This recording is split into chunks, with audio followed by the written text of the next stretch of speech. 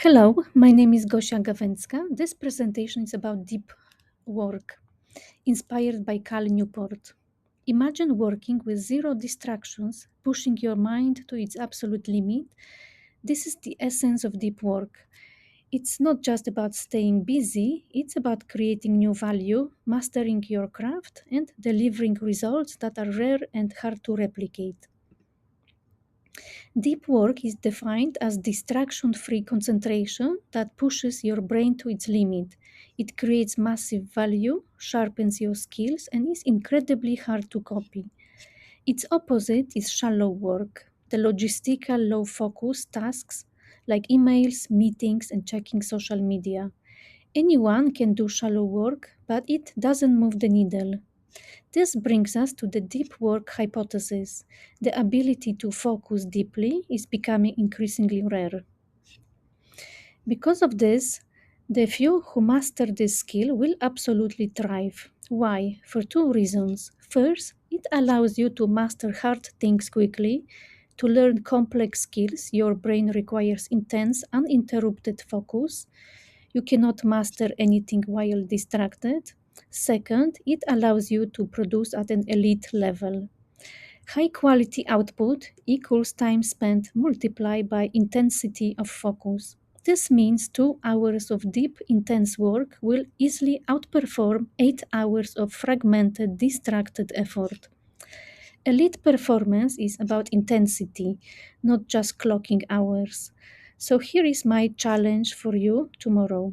Track your time, label every task as either deep or shallow, and calculate your ratio. You might be surprised by how much time you are losing to distraction and how much potential you have left to unlock.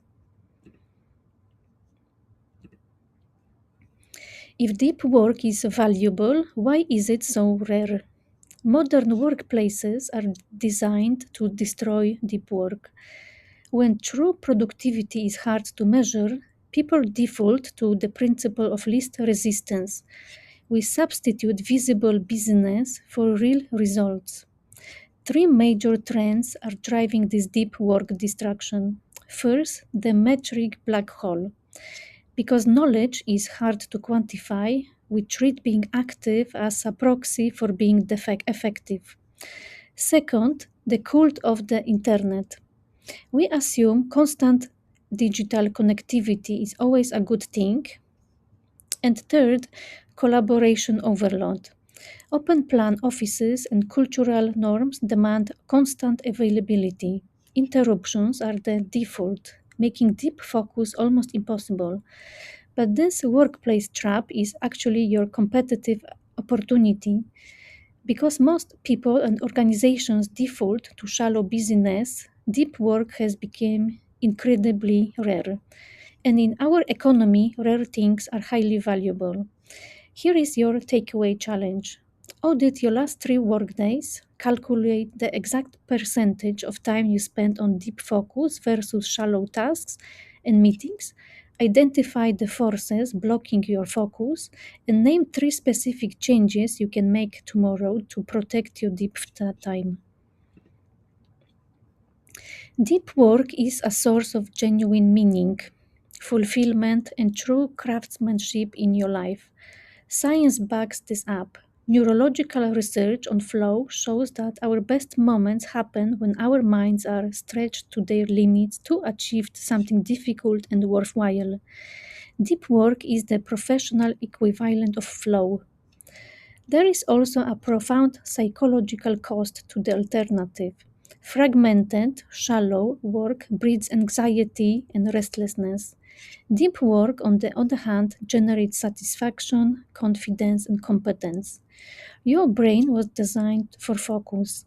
Denying it deep work is denying it what it does best.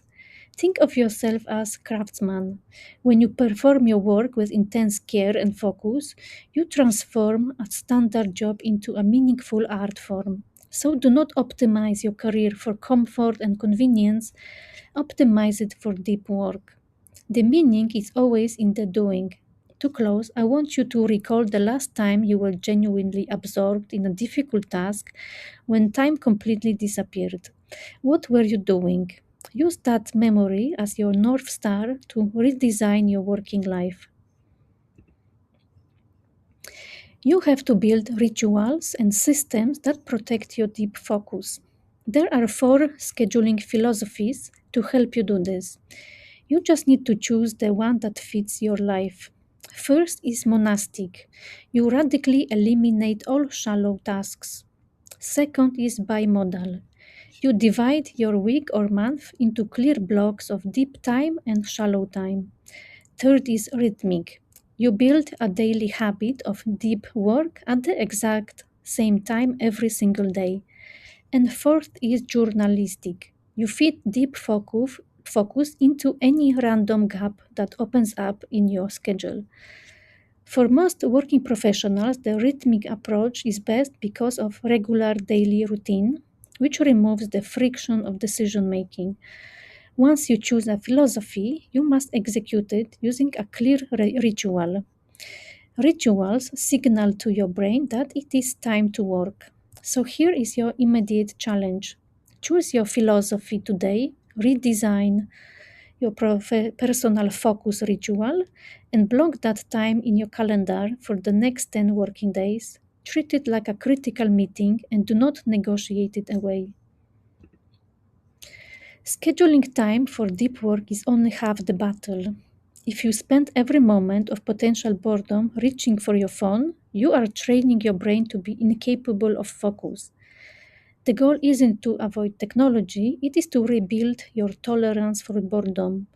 You can also practice productive meditation. Next time you are walking, running, or commuting, pick one single professional problem and focus entirely on solving it.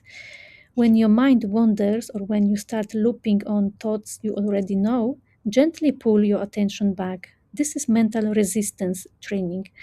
Every time you resist the urge to check your phone, you strengthen your focus. Every time you give in, you weaken it. So here is your 5-day challenge. Schedule your internet use into 3 specific blocks tomorrow. Outside of those times, stay offline, embrace the boredom, and start rebuilding your concentration muscle. Most people use platforms like LinkedIn, Instagram, and X because they offer some benefit, like networking or staying informed. Newport calls this the any benefit fallacy. It is a trap because it completely ignores the massive opportunity cost. Every hour spent scrolling is an hour stolen from building deep, valuable skills. A true craftsman only adopts a tool if its positive impact substantially outweighs its negative footprint. Ask yourself honestly, does this platform meaningfully advance your most important life and career goals, or is it just providing cheap entertainment at the cost of your concentration? Try this 30-day experiment. Delete your favorite social media app from your phone for the next month. Don't announce it, just disappear. At the end of the 30 days, ask yourself, was my life noticeably worse? And did anyone actually care that I was gone? If the answer is no, make the break permanent and reclaim your mind. You must minimize your shallow work. To do this, start by scheduling every minute of your day. This isn't about being rigid, it's about being intentional. When your day gets disrupted, and it will, just pause and replan. The goal is to always have a strategy, never to just drift. Next, quantify your tasks. Ask yourself, how many months would it take to train a smart graduate to do this? If the answer is only a few weeks, this is shallow work. You need to negotiate a strict shallow work budget with yourself or your manager, aiming to cap it at 50% of your day. You can force this efficiency through fixed schedule productivity. Set a hard stop for your workday, say 5:30 p.m. A firm deadline helps to protect what actually matters. Finally, protect your mental recovery with a strict shutdown ritual. Check your calendar, capture loose ends, plan tomorrow, and literally say out loud, shut down complete. This clears your working memory so you can actually rest. Treat shallow work with suspicion. Its damage is invisible, but it will steal your success. Schedule your deep blocks first and stop letting busyness get in the way of your best work. Thank you for watching my presentation. If you want to learn more about deep work, check out my website with courses to develop soft skills. Thank you and bye.